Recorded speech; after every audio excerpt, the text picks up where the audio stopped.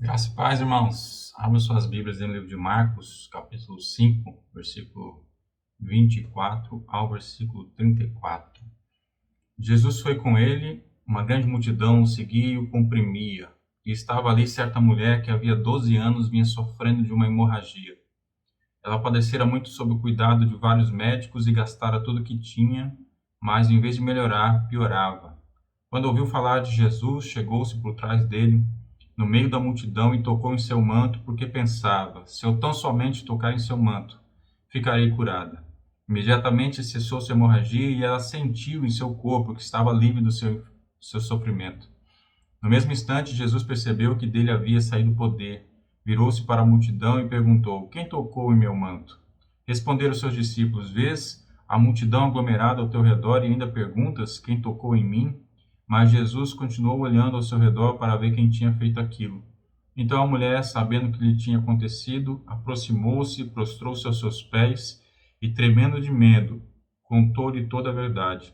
Então ele lhe disse: filha, a sua fé a curou, vá em paz e fique livre do seu sofrimento. Senhor, meu Deus, meu Pai, muito obrigado, Senhor, pela tua palavra, muito obrigado, Senhor, pela tua misericórdia. Mais uma vez estamos aqui, Senhor, para dedicarmos apenas um pouco de tempo para ouvirmos de Ti, para meditarmos na Tua palavra, para recebermos, Senhor, as Tuas orientações conforme aquilo que o Senhor mesmo nos deixou nas Escrituras, aquilo que o Teu Filho amado Jesus Cristo falou, e aqui está registrado, Senhor, tudo aquilo que Ele vivenciou, tudo aquilo que no Seu ministério terreno, Senhor, Ele o fez, foi para nos ensinar, que seja mais um dia de ensino, e também de transformação, Senhor, porque Ele ainda está, Ele habita em nós, está a fazer por nós, Senhor, está a nos capacitar também a cumprir as Suas palavras, a cumprir os Seus ensinos. Então fala conosco, Senhor, mais uma vez, no nome de Jesus. Amém. Amém, irmãos? Na semana passada a gente falou sobre a história de Jairo, né?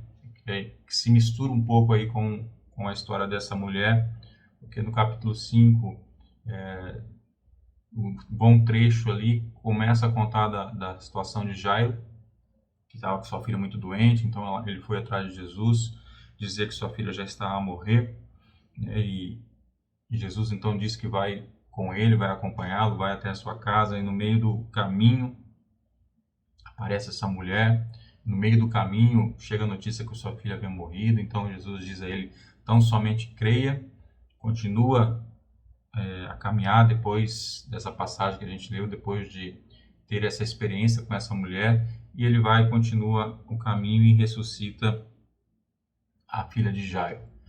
Então, no meio do caminho do processo de Jairo, tinha aí, aparece essa mulher.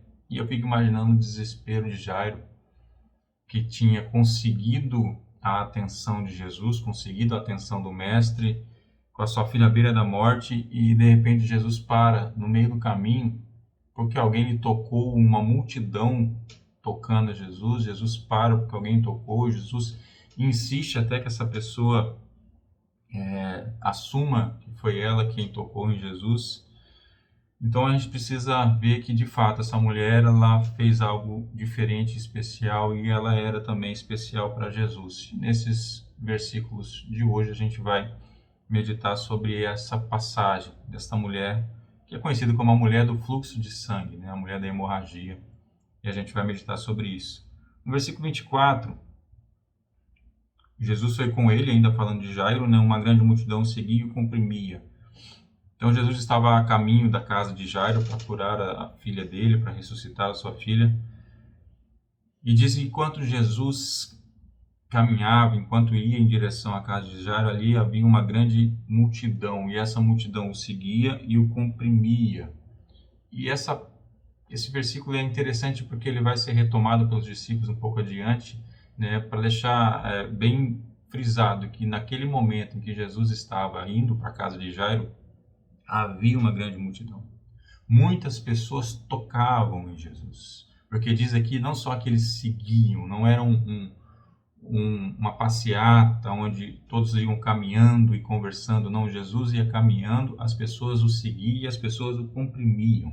as pessoas se acotovelavam, as pessoas queriam chegar perto de Jesus, as pessoas queriam apresentar a sua causa, as pessoas ali estavam a se apertar, a se espremer e acabavam por comprimir Jesus, tocar em suas vestes, falar a Jesus, dizer a ele suas petições.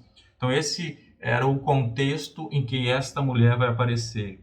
Então no versículo 25 diz: e estava ali certa mulher que havia 12 anos vinha sofrendo de uma hemorragia. No meio dessa multidão que comprimia Jesus, que se empurravam, que se acotovelavam, que buscavam estar diante de Jesus, estava ali uma certa mulher. E uma certa mulher, na narrativa, na narração, na apresentação de Marcos no Evangelho, mostra que aquela mulher não tinha importância, não tinha uma expressão social dentro da sociedade, ela não tinha status, ela sequer tinha um nome para ser apresentado aqui. Uma certa mulher, uma mulher qualquer, uma mulher que não tinha relevância naquele meio. Esta certa mulher havia 12 anos que vinha sofrendo de hemorragia. Não se conta necessariamente como se dava essa hemorragia, mas a maioria dos estudiosos, a maioria dos historiadores, as pessoas que entendem o contexto da época e aquilo que poderia ser, são quase unânimes em dizer que essa mulher ela menstruava, essa mulher tinha uma menstruação contínua, essa mulher não cessava o seu ciclo menstrual, havia 12 anos. E aí a gente pode imaginar o contexto físico disso, né? Porque mulheres que têm um fluxo muito forte em sua menstruação, muitas das vezes têm problemas com anemia. Imagina você ter um fluxo contínuo por 12 anos, então provavelmente essa mulher tinha uma anemia profunda, provavelmente ela tinha fraqueza em seu corpo, justamente por conta disso, por conta dessa hemorragia. Mas existe um contexto não só físico, que já era algo absurdo de se suportar para essa mulher, mas também existia um contexto social e principalmente um contexto religioso.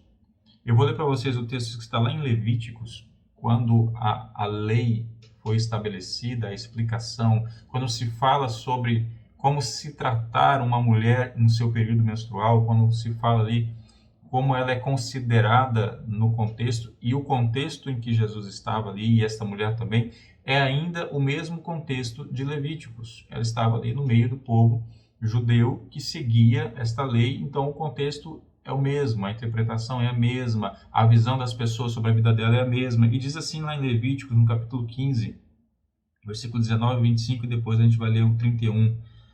Quando uma mulher tiver fluxo de sangue que sai do corpo, a impureza da sua menstruação durará 7 dias. E quem nela tocar ficará impuro até a tarde.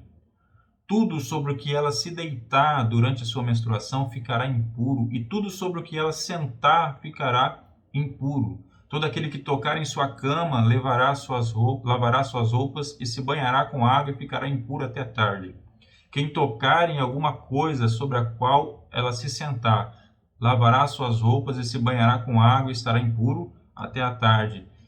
Quer seja a cama, quer seja qualquer coisa sobre a qual ela esteve sentada, quando alguém nisso tocar, estará impuro até a tarde. Se o homem se deitar com ela e a menstruação dela nele tocar, estará impuro por 7 dias. Qualquer cama sobre a qual ele se deitar estará impura. Quando uma mulher tiver um fluxo de sangue por muitos dias, fora da sua menstruação normal, ou um fluxo que continue além desse período, ela ficará impura enquanto durar o corrimento, como nos dias da sua menstruação. Aí um pouco adiante, no versículo 31, diz assim: mantenham os israelitas separados das coisas que os tornam impuros, para que não morram por contaminar com sua impureza o meu tabernáculo que está entre eles. Este era o contexto desta mulher. Então, a mulher, quando estava no seu período menstrual, ela era considerada impura. E era tão forte o contexto de impureza que tudo que ela tocava era considerado impuro. E se alguém tocasse aquilo que ela tocou, tornava-se impuro. Deveria se lavar, deveria passar por um rito de purificação, então ficaria impuro mesmo se lavando até o final do dia. O homem que se deitasse com a mulher e nele tocasse a sua impureza, ele seria impuro por 7 dias. E até mesmo onde ele se deitasse também se tornaria impuro. Então o contexto dela era esse. E quando a gente vê no versículo 31, fala que mantém os israelitas separados das coisas que o tornam impuros, ou seja, mantenham-se separados desta mulher. As pessoas não tinham contato com ela, porque ela estava constantemente impura. Então quem iria querer tocar nessa mulher? Quem se casaria com essa mulher? Quem moraria com ela na mesma casa, sabendo que tudo que ela tocava, onde ela se assentava, tudo era impuro, e assim se tocasse também se tornaria impuro? Que convívio essa mulher tinha socialmente e religiosamente? E isso foi por 12 anos. Por 12 anos a vida dela foi assim, dessa maneira, excluída socialmente, religiosamente e com um problema grave de saúde, consequência deste fluxo de sangue por 12 anos. Então, no versículo 26 diz assim: ela padecera muito sob os cuidados de vários médicos e gastara tudo o que tinha, mas em vez de melhorar, piorava. Essa mulher, ela tentou de tudo na medicina, aquilo que a medicina oferecia, então, naquela época. Ela passou por vários médicos, todos os recursos que ela tinha, ela aplicou nisso para que ela pudesse ser curada. Ela gastou tudo tentando ser curada. Mas diz a palavra que ela só piorava. Então a segurança dessa mulher, a esperança dela por 12 anos estava nas mãos de duas coisas. Ela depositava sua esperança, ela depositava a segurança de que seria curada na medicina e no dinheiro. O dinheiro já havia acabado e a medicina já havia desenganado. O fim, as duas coisas que ela tinha de esperança de que algo aconteceria seria os médicos fazerem alguma coisa e o dinheiro que ela tinha para poder pagar por essas coisas. Qualquer coisa que fizesse com que ela não tivesse mais, que cessasse o seu fluxo de sangue. Até o dia que ela ouviu falar de um tal Jesus de Nazaré. Ela ouviu falar. Olha o versículo 27 e 28. Quando ouviu falar de Jesus, chegou-se por trás dele, no meio da multidão, e tocou em seu manto, porque pensava, se eu tão somente tocar em seu manto, ficarei curada. Quando ela ouviu falar de Jesus, um dia nós ouvimos alguém falar de Jesus, de alguma maneira. Por mais que o cristianismo no Brasil pareça ser algo extremamente fácil e comum, mas todos nós nascemos sem ouvir falar. E todos nós, de alguma maneira, ouvimos alguém falar sobre Jesus. Ou nós ouvimos um testemunho, ou nós ouvimos uma pregação, ou nós assistimos um vídeo, um ensino, um parente, um amigo, um vizinho, alguém de alguma maneira falou sobre esse tal Jesus de Nazaré para a gente. E é necessário que alguém fale, é necessário que alguém apresente, e assim foi para nós, assim foi para esta mulher, e assim também nós somos chamados a falar para outros sobre Jesus de Nazaré, testemunhando as nossas vidas, pregando da sua palavra, pregando o evangelho, apresentando às pessoas a pessoa de Jesus Cristo. Todos precisam conhecer. Lá em Romanos, no capítulo 10, do versículo 12 ao 17, diz assim: não há diferença entre judeus e gentios, pois o mesmo Senhor é Senhor de todos e abençoa ricamente todos os que o invocam. Porque todo aquele que invocar o nome do Senhor será salvo. Como, pois, invocarão aquele em quem não creram? E como crerão naquele em que não ouviram falar? E como ouvirão se não houver quem pregue? E como pregarão se não forem enviados? Como está escrito, como são belos os pés dos que anunciam boas novas. No entanto, nem todos os israelitas aceitaram as boas novas, pois Isaías diz: Senhor, quem creu em nossa mensagem? Consequentemente, a fé vem pelo ouvir a mensagem, e a mensagem é ouvida mediante a palavra de Cristo. É necessário apresentar o Evangelho. É necessário apresentar a palavra de Jesus Cristo. Porque todo aquele que invocar o nome do Senhor será salvo. E a pergunta colocada aqui por Paulo, ao escrever uma carta à igreja em Roma, ela traz uma sequência de questionamentos que tem um sentido lógico imenso para dizer como invocarão aqueles em que eles não creem. Como alguém pode invocar um Deus se você não crê nele? Como aquela mulher poderia se aproximar de Jesus para tocar em suas vestes? Como ela poderia, de alguma maneira, invocá-lo, aproximar-se dele se ela não crê em quem ele é? Como alguém vai invocar se não crê? E ele como vai crer se não ouviram falar? Como eu vou crer em algo que não me foi apresentado? Como eu vou crer em algo se eu ainda não tenho conhecimento disso, se ninguém me falou, se ninguém me apresentou? Como ouvirão se não houver quem pregue? E como pregarão se não houver aqueles que forem enviados? E todos nós fomos enviados. Jesus nos chamou, ide, pregai o evangelho. Todos nós, fazer discípulos, todos nós somos chamados e enviados. Esse dia eu pregava sobre isso, chamados para fora. Todos nós fomos enviados a pregar o evangelho. Se não for assim, como crerão? Porque a fé vem pelo ouvir e ouvir da palavra de Deus. A fé, ela é dada por Deus, o próprio Deus nos dá a fé, mas a fé ela nasce pelo ouvir da palavra, mediante a palavra de Cristo. Assim nasce a fé. Então alguém falou de Jesus para aquela mulher, alguém falou a respeito dele para ela. E eu fico me perguntando o que será que ela ouviu falar de Jesus? Será que ela ouviu falar que ele era um profeta, um curandeiro, um Messias, era o próprio Deus? O que ela ouviu falar a respeito de Jesus? O que falaram para ela? O que falaram para ela ao ponto dela pensar, se eu tão somente tocar nas suas vestes, eu serei curada? O que será que ela ouviu? Quem era Jesus no imaginário daquela mulher? O que ela pensava? Que simplesmente se ela tocasse nas suas vestes, ela seria curada.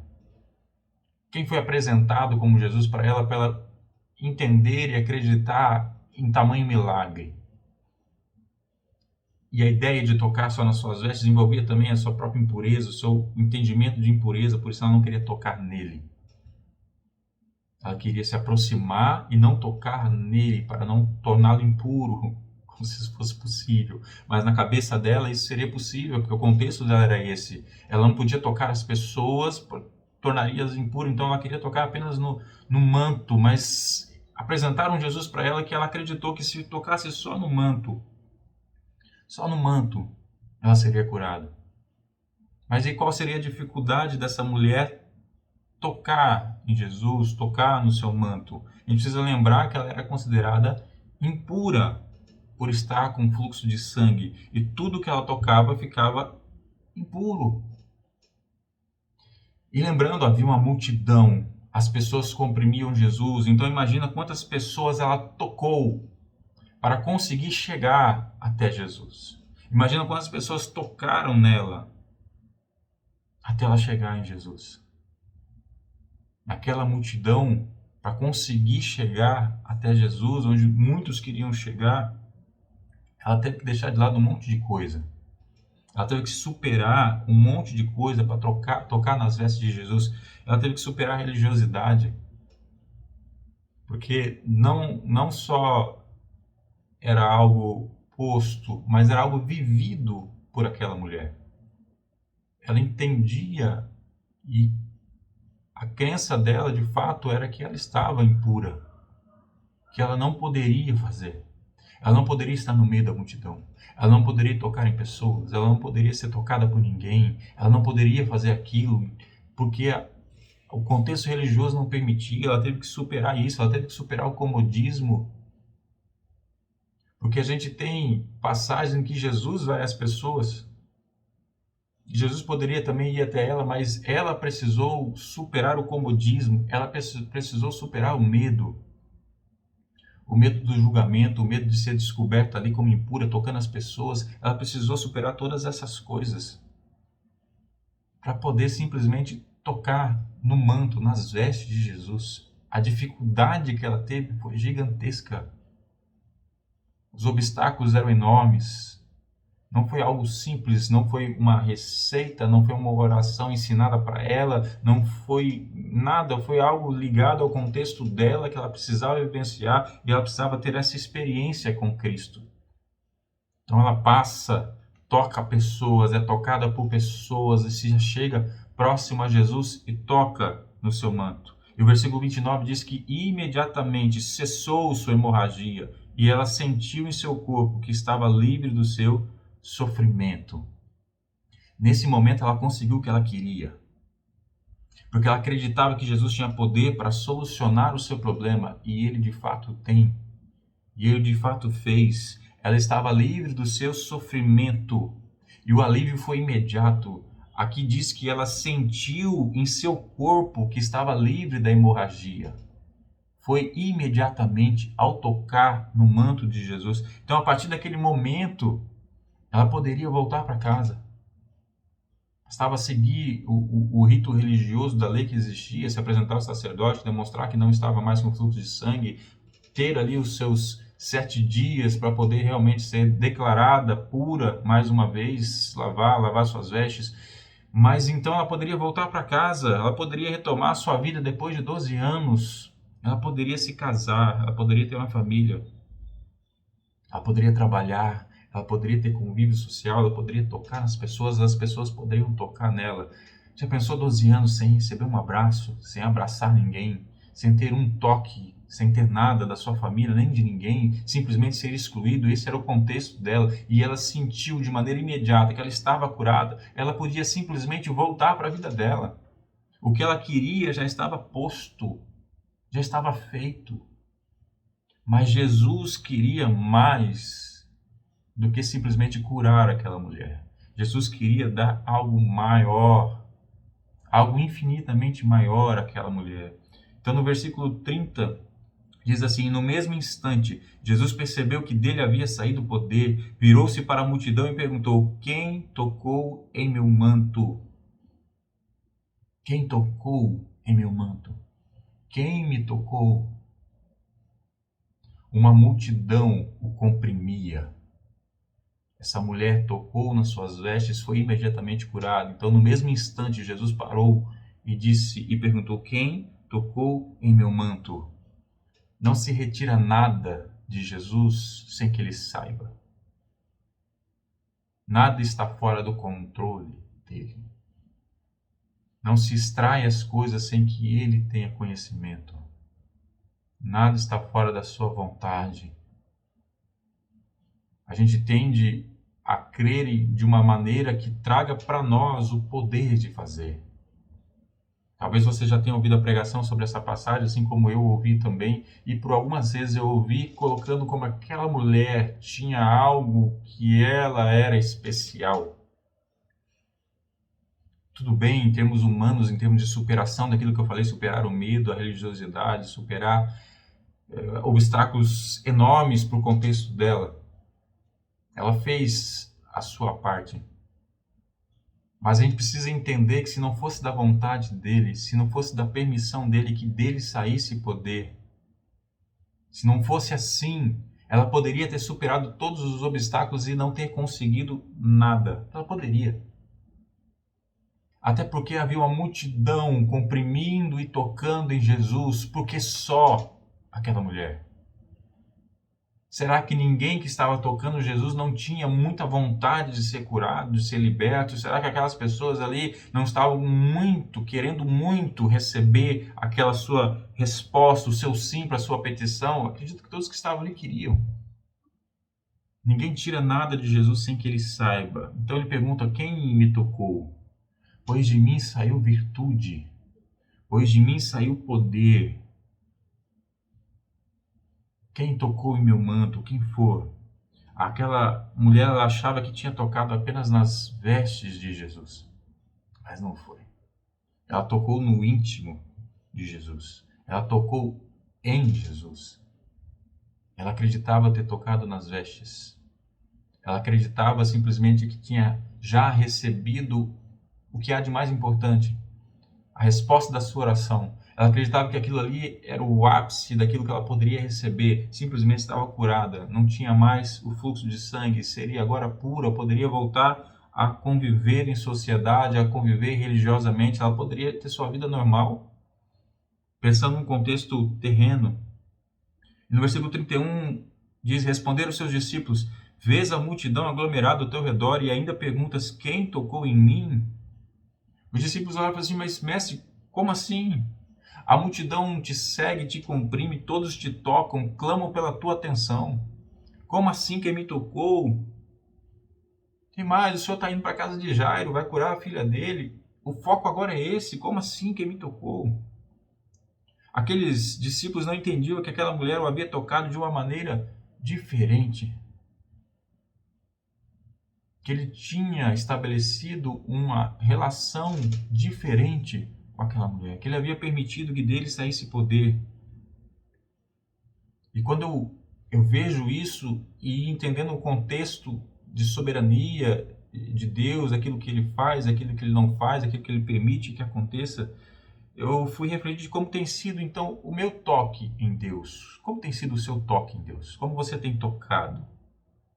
Que no contexto daquela mulher havia as pessoas que ficavam ao redor, a multidão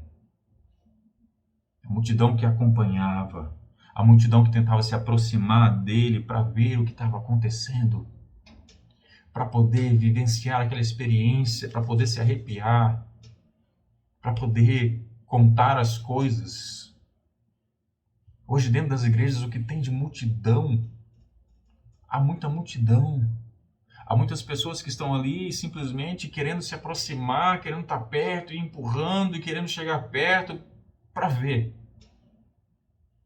Como curiosidade, para poder vivenciar aquilo ali, para poder contar a alguém e falar: nossa, o que eu vi, olha o que eu vi, olha o que eu presenciei. Mas a pessoa mesmo não tocou, a pessoa mesmo não teve uma experiência. Outros estão ali lutando para tocá-lo, mas com uma fé mística, mágica, fruto da religiosidade. É como se depois que alguém ouviu falar da história, olha, lembra aquela mulher que havia 12 anos, sangrava, havia uma hemorragia, ela tocou no manto de Jesus e foi curada. Alguns são os que ouviram e correram então atrás de Jesus desesperadamente para tocar também em seu manto, porque se aquela mulher foi curada ao tocar no manto, eu também serei. Uma fé religiosa, uma fé de processos do que fazer, que tipo de oração, que tipo de declaração, que tipo de afirmação, ato profético, o que deve fazer, o como dá certo, como não dá certo, como se não fosse simplesmente tocar. Porque alguns é aqueles que têm se achegado a Deus como aquela mulher se achegou. Ela foi para tocar, mas ela foi declarando: Senhor, eu não sou digno de tocar em ti. Eu não sou, por isso eu quero só tocar no manto. Eu não sou digno nem de me dirigir a ti a minha oração. Quem somos nós diante de Deus com os nossos pecados? E às vezes a gente entra na presença dele como se nós fôssemos alguma coisa. E nós não somos. A nossa oração tem que ter o princípio que essa mulher tinha: Senhor, eu sei o quanto eu sou pecador, eu sei o quanto eu sou impuro, eu sei que eu não sou digno nem de orar a ti, mas eu preciso tocar em ti. Se eu não sou digno de tocar em ti, então eu vou tocar apenas nas suas vestes, para não te contaminar com a minha impureza. Alguns ainda são assim, alguns ainda oram assim. Alguns ainda se achegam diante deles sabendo e reconhecendo quem ele é. E aqui eu não estou dizendo de palavras, Senhor, amantíssimos. Não. Não é o que sai da boca. É o que está aqui. É a maneira que a gente se prostra. A relação e o reconhecimento. Se perde todo o temor em discursos de tratamento como se Jesus fosse um amiguinho. E não é assim. Não é assim. Aquela mulher não fez assim. Porque a gente se achega a Ele sabendo que nós não somos dignos, mas se achega a Ele também sabendo que Ele é misericordioso. Eu não sou digno nem de orar, mas eu sei quem Tu és. Tu és o Deus Todo-Poderoso. Tu és o Deus que faz tudo o que quer fazer. Tu és o Deus misericordioso. que mesmo eu sabendo quem eu sou e quem tu és, o Senhor me purifica. Eu me torno puro porque o Senhor me purifica. O lavar que existia religiosamente, o lavar as vestes, o lavar o corpo, passou a ser um lavar com a água viva. Passou a ser um lavar com o sangue de Cristo. É Ele que nos lava, é Ele que nos purifica. É Cristo, é Jesus. No versículo 32 diz assim: mas Jesus continuou olhando ao seu redor para ver quem tinha feito aquilo. Ele perguntou: quem me tocou? Quem tocou no meu manto? E ninguém respondeu. Só os discípulos responderam e diziam assim: mas, mestre, como assim quem te tocou? Muitos estão aqui, a multidão te acompanha, a multidão te comprime, como assim? E mesmo os falando, mesmo Jesus esperando, então ele continuou a olhar ao redor, ele queria saber. Ele queria então que ela se manifestasse, porque ele queria mais para aquela mulher. Jesus queria saber se a mulher queria mais dele também. Que vocês acham que ele não sabia quem era que havia tocado ele?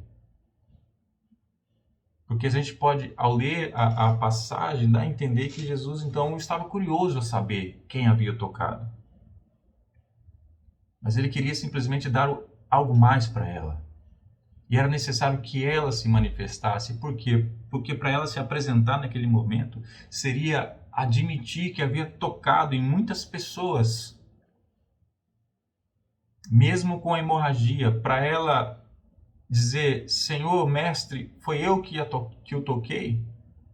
Ela teria que admitir que ela estava no meio da multidão e ali ela tocou pessoas, ela tinha que superar isso.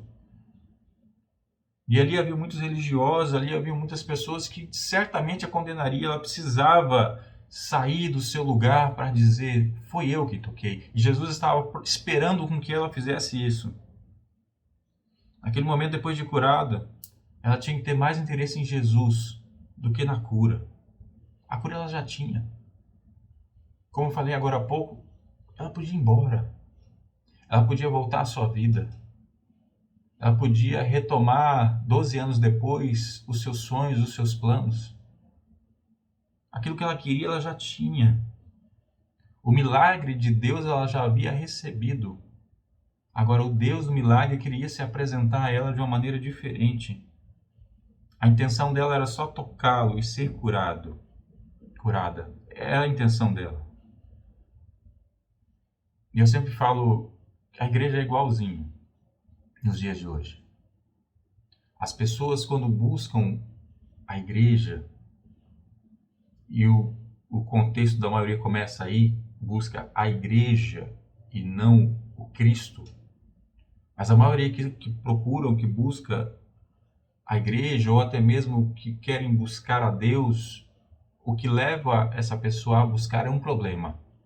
Um problema a ser resolvido, um problema a ser solucionado. Uma enfermidade, ou um parente com enfermidade, uma situação financeira ruim, filhos no mundo das drogas, algum contexto. Algum contexto que a pessoa vive, então ela para e fala: eu preciso que o meu problema seja resolvido. É muito diferente de querer a presença de Deus. Eu preciso que o meu problema seja resolvido. Então aparece a proposta: Deus pode resolver o seu problema.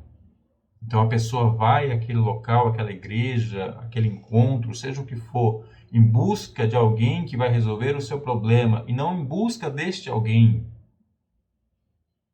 Por isso que a pessoa no desespero do leito de morte, se você for apresentar a ela Jesus Cristo, ela vai dizer: sim, eu quero. Sim, eu quero. Mas quando você sair e outro entrar e oferecer qualquer outra entidade, qualquer outro Deus ou qualquer outra coisa, ela vai dizer: sim, eu quero, porque ela quer alguém que resolva o seu problema. Se disser a ela que ela tem que fazer isso ou aquilo, que ela tem que ir lá, que ela tem que levar tal coisa, ela vai fazer todas as coisas porque ela quer resolver os seus problemas. Elas não querem um Senhor e um Salvador. Que a pessoa doente que quer ser curada, ela não tem nenhuma percepção de que é pecadora e precisa ser salva. De que está condenada à morte eterna e precisa da salvação para ter a vida eterna. Ela não tem essa consciência, ela simplesmente quer ser curada. E assim ela vai buscar Ela não quer um Senhor para a vida dela. Ela não quer essa relação em que Deus a cura, Deus a salva e agora Ele é o Senhor da sua vida e ela passa a viver conforme a vontade dEle. As pessoas não querem isso. E essa mulher, inicialmente, ao tocar Jesus, a sua mente era de que ela queria ser curada, ela queria os seus problemas terrenos resolvidos. Então Jesus vai e pergunta quem havia tocado nele, continua olhando ao redor para saber quem era. Não necessariamente para saber quem era, mas para que as pessoas vissem quem era. Para saber o que ela queria. Se ela queria alguma coisa além da cura. Se ela se pronunciaria, se ela se arriscaria, se ela se apresentaria no meio da multidão, se ela realmente queria algo mais, sabendo o que passava em sua mente. Por Jesus ser Deus. Sabendo que ela estava intrigada, sabendo que ela estava ali comovida, sabendo que ela tinha noção e dimensão do milagre que ela tinha recebido. Aí no versículo 33 diz assim, então a mulher, sabendo o que lhe tinha acontecido, aproximou-se e prostrou-se aos seus pés e, tremendo de medo, contou-lhe toda a verdade. A mulher sabia quem ela era. E a mulher sabia então o que havia acontecido com ela. Ninguém ali, além de Jesus, tinha mais noção do que ela, do que tinha acontecido. Então, por dentro, quando ele pergunta quem me tocou, ela podia estar, fui eu. Eu fui curada pelo poder desse homem. Então, nesse período em que Jesus pergunta quem me tocou, quem tocou no meu manto, essa mulher fica internamente sendo incomodada. Internamente a pensar, este homem só pode ser quem eu ouvi falar que ele é. Esse homem só pode ser o Messias, esse homem só pode ser o Deus encarnado, este homem, Jesus, só pode ser o Cristo, o ungido, aquele que haveria de vir, só pode ser. Ninguém faria isso que ele fez. Tamanho poder não sairia dele. E ela, no seu processo, no seu pensamento, na sua meditação, enquanto isso, Jesus continua a olhar para que a pessoa se manifestasse. Para que todos soubessem quem era, para que ele pudesse entregar a ela aquilo que ele queria entregar. Então ela se aproxima de Jesus e se prostra aos seus pés, tremendo de medo. Ela dá ali o mesmo ato que Jairo fez, ela se prostra e reconhece a divindade de Jesus. Ela se prostra diante dele, ela se ajoelha diante dele. Ali ela estava começando a demonstrar, eu sei quem tu és. E eu creio que tu és o Cristo, eu creio que tu és Deus. Isso fica claro quando diz que ela tremia de medo, porque ela demonstra temor diante de Cristo, reconhecendo mais uma vez, não é apenas um homem. Este é o Messias, este é o Deus. E ela tremia de medo, por causa do contexto religioso que estava sobre ela. Ela tremia de medo, talvez, de Jesus simplesmente falar assim, você não poderia ter me tocado. Tu és impura, mulher. Você não poderia ter me tocado. Você roubou o poder de mim porque eu estava distraído. Mas agora eu vou tomar de volta e você vai voltar a ter hemorragia. Talvez ela tivesse medo disso. Porque a opressão religiosa que se vive naquela época e nesta época é assim. Você recebeu algo da parte de Deus, mas você precisa viver a religiosidade, porque olha lá, se você assim não fizer, você perderá tudo aquilo que Deus te deu. Tudo aquilo que Deus fez por você. Você não pode ir aqui, você não pode sair daqui, você não pode ter liberdade, você é preso, um prisioneiro religioso. Quem fez foi Deus. Quem curou, quem libertou, quem salvou foi Cristo. Mas os donos da religião são aqueles que são donos dos escravos e os oprimem. Mas o tremor dessa mulher não era só pela opressão religiosa e o medo disso. O tremor dela é porque ela sabia quem era Jesus Cristo. A partir daquele momento ela falou, é verdade aquilo que me disseram. Talvez ela tenha ido inicialmente levada pelo contexto dela de fazer qualquer coisa. E se ouviu falar que aquele homem fazia, então ela foi. Mas ela tinha ouvido falar que ele era o Messias. E ao receber, ela falou, ele só pode ser o Messias. Por isso tanto temor diante dele. Versículo 34. Então ele lhe disse, filha, a sua fé a curou. Vá em paz e fique livre do seu sofrimento. Tem palavras que a gente passa por cima e não dá atenção. Jesus olha para ela, ali prostrado aos seus pés, tremendo de medo, porque sabia que estava diante de Deus, do Messias. Ele olha para ela e fala, filha, filha. Ele não falou mulher, ele não falou impura, ele falou filha. Lá em João, no capítulo 1, versículo 10 ao 13, diz assim, aquele que a palavra estava no mundo, e o mundo foi feito por intermédio dele, mas o mundo não o reconheceu. Veio para que era seu, mas os seus não o receberam. Contudo, aos que o receberam, aos que creram em seu nome, deu-lhes o direito de se tornarem filhos de Deus, os quais não nasceram por descendência natural, nem pela vontade da carne, nem pela vontade de algum homem, mas nasceram de Deus. Essa passagem, ela é suficiente para derrubar a narrativa de que todos somos filhos de Deus. Não é verdade. Não é verdade.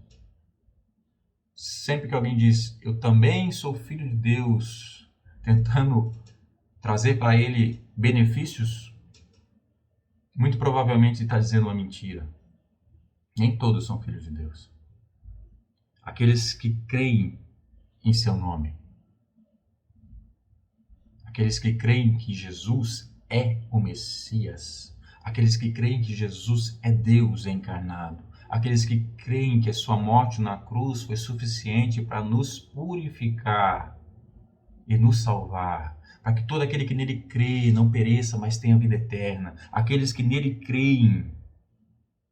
Aqui diz que deu-lhes o direito de se tornarem filhos de Deus. Então ele olha para aquela mulher e fala, filha. É porque aquela mulher realmente cria que ele é o Filho de Deus. Cria que ele era o Messias. Ao reconhecer, ao tremer diante dele, ao tocar nele, ao ter todo o contexto, ela realmente, a fé dela era que Jesus é Deus.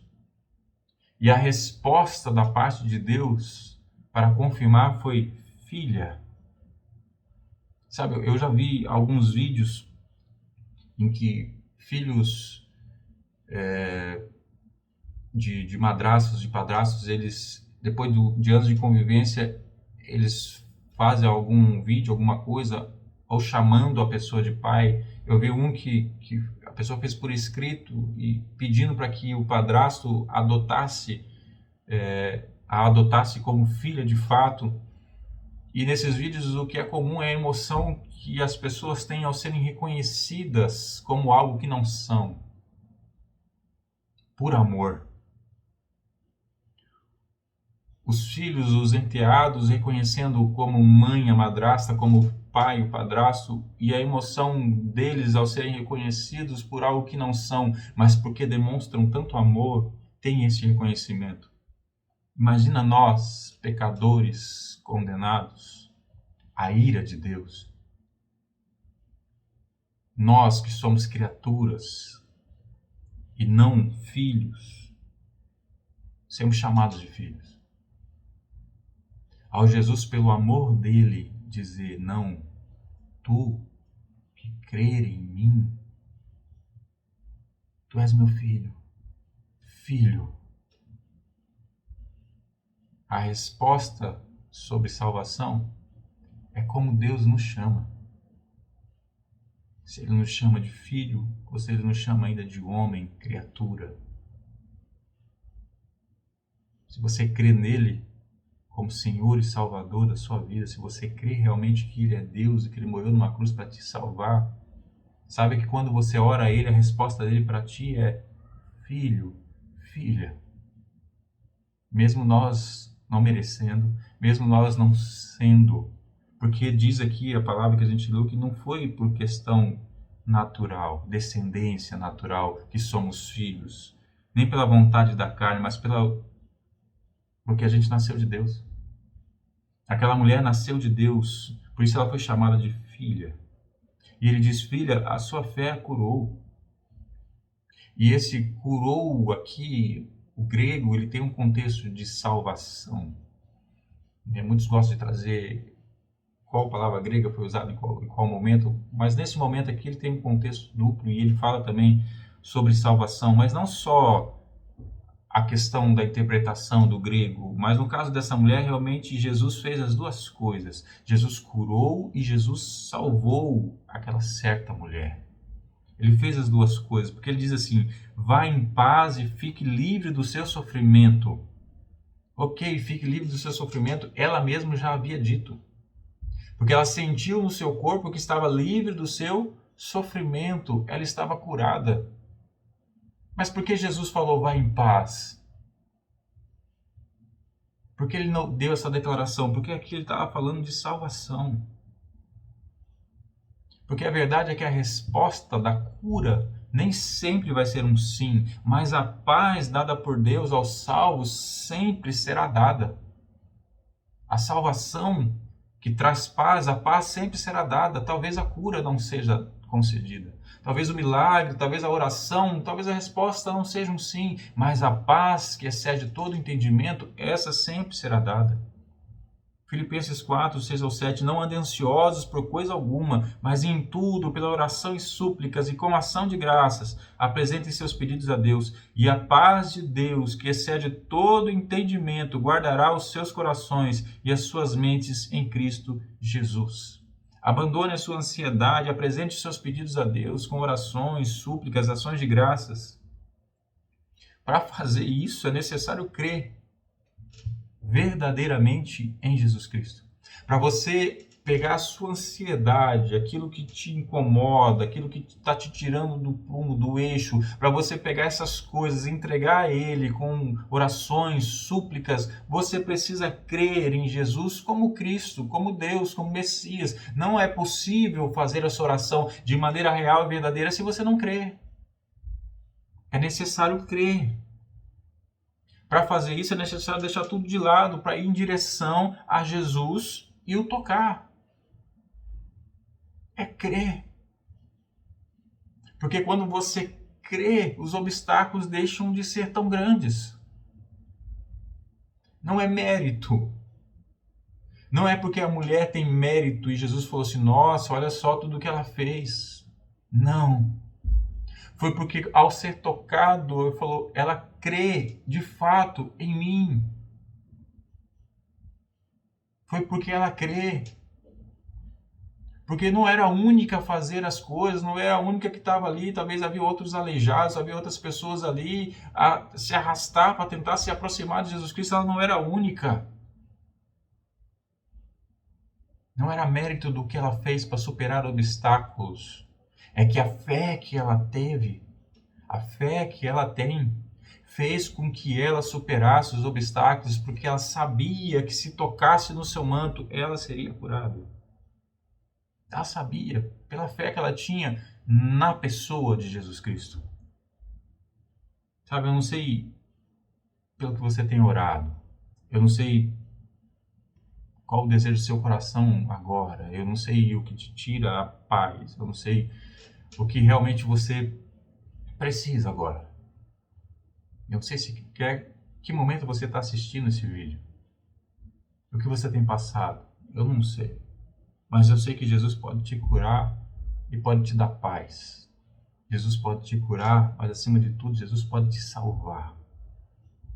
Jesus ele vai muito além dos nossos desejos pequenos. Então, independente daquilo que você tem passado, independente do que você tem orado, independente, você precisa tocar em Jesus. Tocar. E aquilo que ele disse para Jairo servia para todos que ali estavam, inclusive para ela. Então somente creia. Então somente creia que Ele é Deus, creia que não há nada impossível para Ele, creia que Ele é soberano sobre a sua vida, creia que Ele tem o melhor para você. Creia, somente creia. Porque se você crê, não quer dizer que você vai ficar parado. Porque se você crê, você não vai se importar com a circunstância, com o obstáculo, você vai fazer o que for necessário para tocar em Jesus. Se assim você crê, entregar a Ele as suas ansiedades. Se assim você crê e realmente falar para Ele, olha, eu creio em Ti, sei que Tu és soberano, sei que tudo está no controle das Tuas mãos, sei que Tu tens o melhor para mim. Então por que temer? Então por que ter essa ansiedade que me controla? Então por que ser escravo da minha ansiedade? Eu preciso entregá-la a Ti. Se a gente faz essas coisas, a gente vai ouvir então dos céus Ele dizer mais uma vez, quem me tocou? Quem tocou no meu manto? Porque eu senti sair poder de mim. Como é bom ouvir isso. Mas melhor ainda seria ouvir, filho, filha, a tua fé te salvou, a tua fé te curou. Filho, filha, você está curado, vá em paz. Eu te lavei com meu sangue. Você não é mais impuro. Vá em paz. Eu sei que você vai continuar sendo e tendo uma vida com pecado, mas eu continuo a te lavar, porque agora você crê em mim de uma maneira diferente, e agora o pecado não fará mais parte da sua vida cotidiana. Agora o pecado vai ser um acidente na sua vida, porque você ainda é pecador, mas você agora vive uma vida de santidade, porque eu já te purifiquei, eu já te lavei, eu te separei para mim. Filho, filha, vá em paz, você está salvo. Amém? Vamos orar? Senhor, Deus, muito obrigado, Senhor, pela Tua palavra. Muito obrigado, Senhor, por tudo que o Senhor tem feito, por tudo que o Senhor fará. Mas, acima de tudo, muito obrigado pela salvação que o Senhor derramou sobre as nossas vidas, através do Teu Filho amado Jesus Cristo. Que as nossas orações, Senhor, possam Te tocar, não pela forma, não pela entonação, não pelo conhecimento e entendimento, mas simplesmente porque a nossa oração seja cheia de fé verdadeira e real em quem Tu és. Que seja uma relação, um pedido, um clamor, uma adoração, uma gratidão, mas que seja sempre direcionada ao nosso Deus, aquele que nós cremos, aquele que nós temos temor, aquele que nós sabemos quem é, para que ao receber a resposta da oração, mesmo que o pedido seja dado uma resposta negativa, mas que antes de dizer não, o Senhor diga, filho, não. Filho, não agora. Filho, não, não é para você. Filho, eu tenho coisas maiores para você. Filho, o que eu tenho preparado para você não é isso. Mas que a resposta seja sim ou seja não, seja acompanhada de filho, para sabermos que somos teus filhos, que recebemos a salvação de Ti, Senhor. Muito obrigado, Senhor. Muito obrigado, Pai. Nós te agradecemos no nome de Jesus.